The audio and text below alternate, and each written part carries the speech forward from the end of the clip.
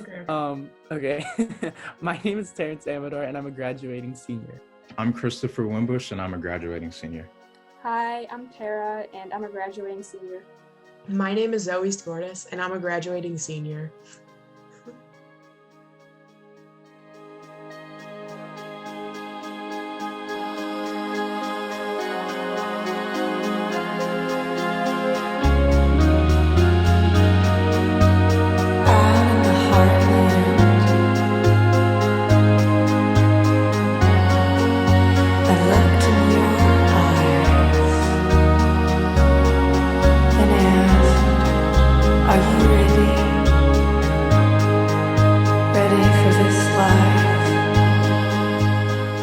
Christopher Winbush, 18 years old.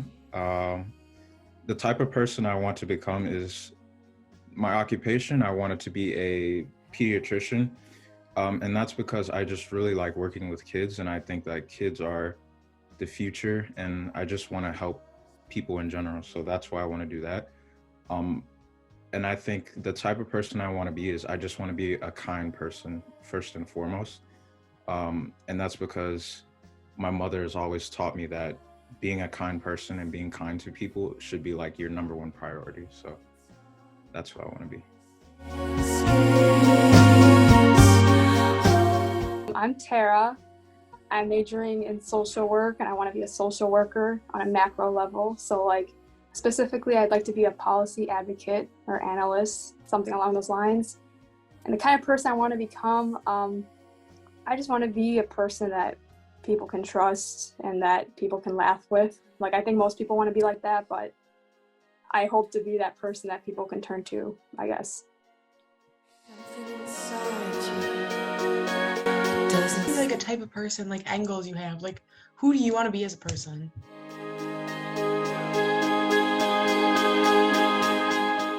My name is Terrence Amador, and my dream is to become a doctor or a physician with an emphasis in internal medicine, because I want to follow in the footsteps of my dad, and eventually I hope to go back to the Philippines with him and start up our own hospital to give back to our hometown.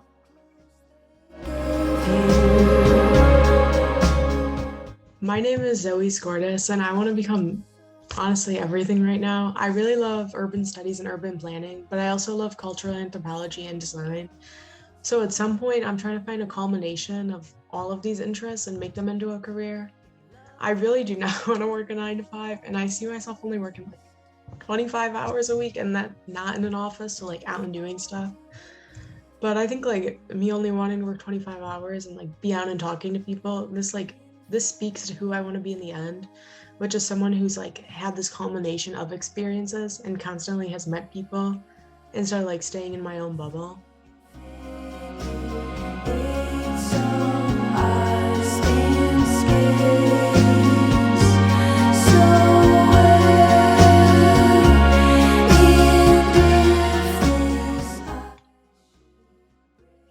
I honestly don't know if I thought that far ahead, but if I was to look at myself from that age now, I think I'd be really happy and proud of myself. I never imagined I'd be this comfortable in my own skin and actually reaching the goals I set. So that's all been that'd be very shocking to my 6 or 5-year-old self. I definitely did not foresee myself in a global pandemic. So by this time, I guess I'm exactly where I'm supposed to be. I do believe in the whole you're meant to go where you're gonna go kind of idea with colleges. To answer that part again, I wouldn't say that I really had this image of who I'd become 12 years ago, maybe not even 4 years ago. I don't really like to make this sort of image in my mind about who I'm gonna become, because I feel like that might limit me in some ways. So I kind of just always go about my day trying to just be the best version I can that day. And it's that mentality that if I do my best every day, I'll eventually be the best best version of myself that I can be. So I guess in a way I am what I foresaw, but not at the same time. I don't even think I thought about graduating 12 years ago because I was 5 or 6. It's not really something that ever crossed my mind. I couldn't really like imagine it, I guess. It was just something I had to experience when that time came. But what I can say is that I did exceed my own expectations from 2 years ago, because first 2 years of high school were not that great for me, but I was able to pick myself back up and be a better student. And yeah, so I did exceed my expectations, and I'm really proud of how far I've come.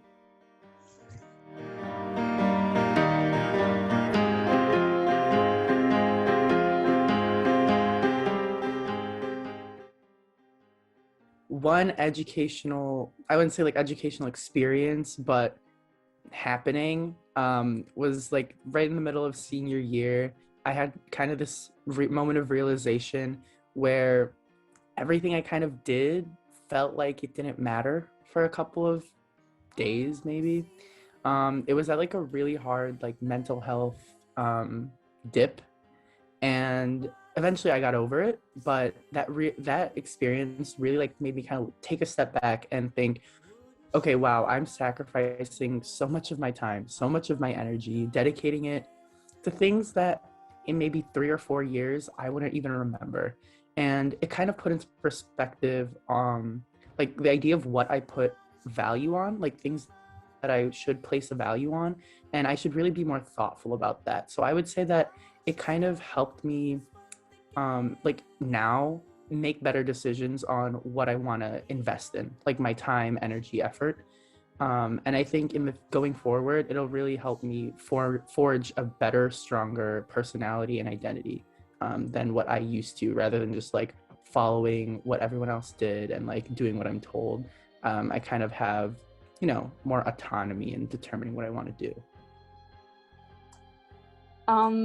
There are a lot of things that happened during my entire school career, but I think one, like, it was still semi-recent, but it was a big one for me. And it was when Mrs. Mitchell asked me to be the president of FemPower, because it was kind of shocking, because like I wasn't in any clubs at all. Like I had no leadership experience. Like I literally like have never been asked to do something like that before. So like I immediately took that position, and I didn't like hesitate, because I knew I would regret it if I didn't do it. And yeah, it was just a pivotal moment for me, because it kind of reminded me that like I'm capable, and like someone saw leadership potential in me. I don't know, just a big moment for me, because I felt seen. Like I felt like someone saw that I was interested in that stuff, and they thought I was capable to lead a club for that. And yeah.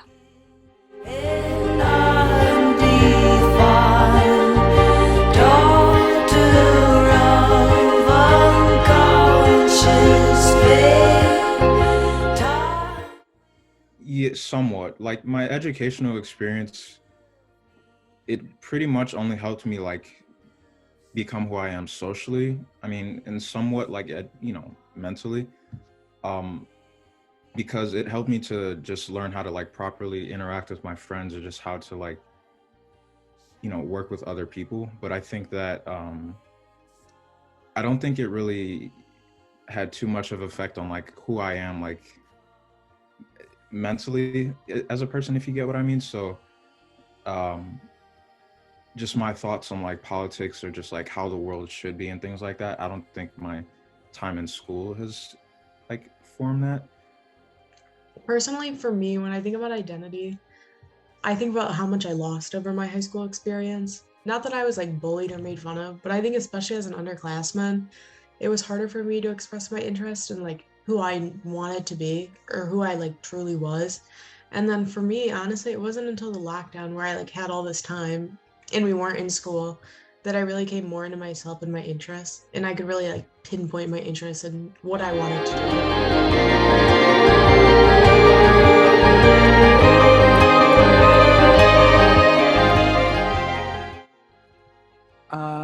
For the largest takeaway I've had for the last 12 years of education would definitely be that you get what you put in.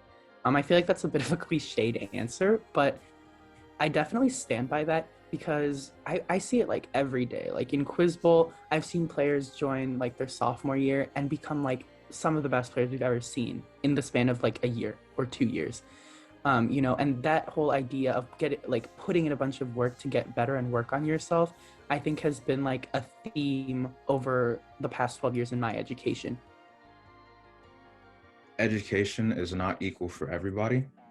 And that's because, like, I've come to this conclusion because, you know, I go to a school where I have a lot of support. I have a lot of friends who, you know, will support me as well. And the school has a lot of financial backing to be able to put all of its students in a good spot. But not every school has that in the United States. And I've learned that because teachers have told me, and I've done my own research, and my mother is a teacher, and looking at, like, you know, the sorts of things that her students have to deal with and what we don't have to deal with, it's really sad to me, because I think that education can be so much more in the United States. And I've learned that I've been very fortunate to go to the school where I do, but I really think that education, the quality education that I've gotten, should be accessible to everybody.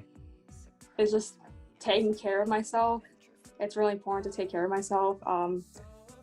Take that day off if, like, you're really overwhelmed, but not too many days, because then it actually gets really bad. But don't skip meals. Force yourself to do things. Like, I feel like that's so important, because, like, the first 2 years of high school were not the best for me, simply because I did not force myself to do things I had to do, and then it just piled up, and it was just worse than what I started with. So yeah, I know that's, like, easier said than done, but you really just need to force yourself to do things you don't want to do, while also taking care of yourself and not overworking yourself. I just loved my childhood in so many ways.